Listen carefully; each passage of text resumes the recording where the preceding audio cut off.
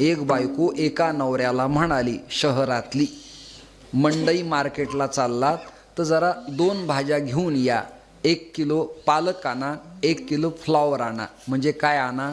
कोबीची भाजी आणा. मग ते सुट्टे काही रुपये दिले होते आणि काही कागदी नोटा दिल्या होत्या. हे मंडई मार्केटला घेतलं, 1 किलो ही भाजी आणि 1 किलो ती घेतली.